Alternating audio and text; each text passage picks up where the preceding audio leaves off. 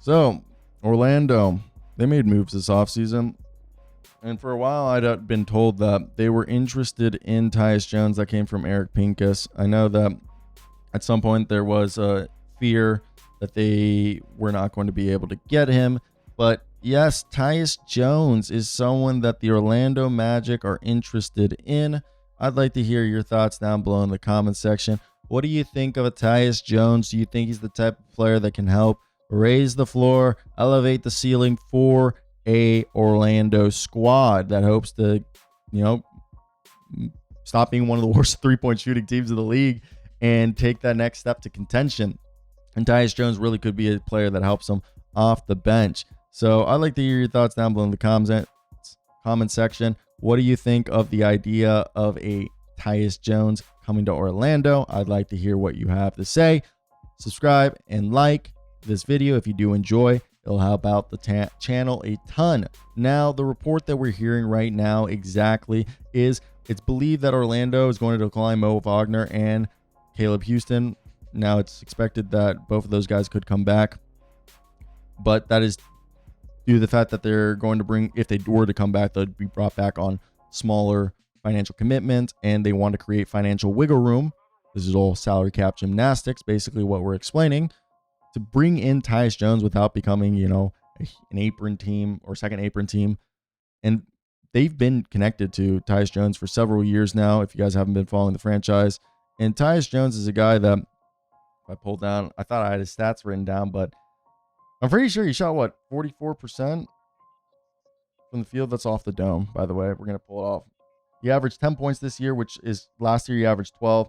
He dished out 5.3 assists. The year before he dished out 7.3. And he did shoot 44% from the field. Look at me, ladies and gentlemen. And it seems like his three-point percentage this past year, not as consistent as it had been, like 41.4%, but like his volumes and his numbers and stuff, like it wasn't the same as it had been in years prior. And to me, I really do believe that he's one of the better guards in the league. And as a starter, he only started 58 games for the Phoenix Suns as he played in 81. So 23 of them were not starts. And he was someone who, in starts, averaged 11.6 assists, just under a steal a game, never turning the ball over, shooting 42% on 5 threes a game and 45% from the field. As well as someone, let me just see, was he better? Yeah, he basically got benched or moved to the bench post All-Star break. As pre-All-Star break, he was a starter regularly. Now, he would probably be the third guy behind Anthony Black and Jalen Suggs and ahead of Jason Richardson, or Jace Richardson, son of Jason Richardson, and Jet Howard. Then they would have, obviously, starting line at Suggs, Bane, Franz Wagner, Paulo Banchero, Wendell Carter Jr., then Goga Bitadze, Jonathan Isaac, Tristan Da Silva. It would probably be Tyus Jones and Anthony Black. You would then have Jace Richardson, Jet Howard, Noah Penda.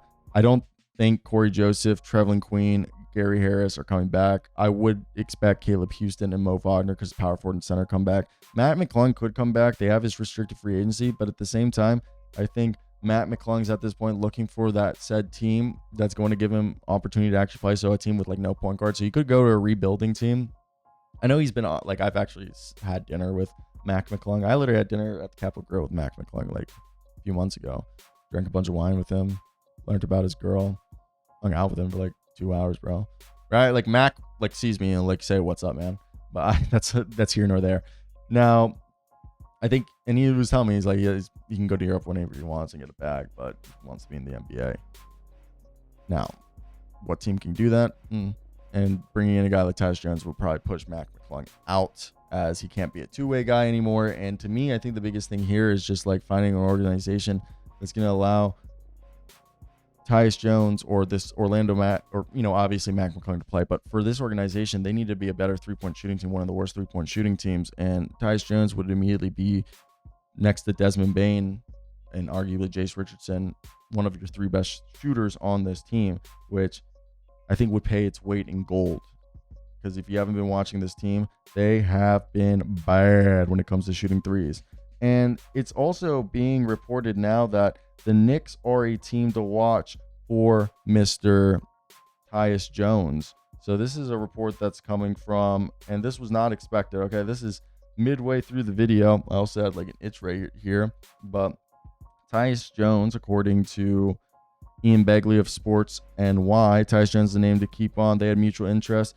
Jones was even willing to take a pay cut to go there. So it seems like if Orlando, as if they give him the money, the Knicks, which we all know what he would do there, he'd be their 6-man scorer, be another point guard option there besides Deuce McBride behind Jalen Brunson, give him kind of a different look, which would really help out whoever ends up being their coach.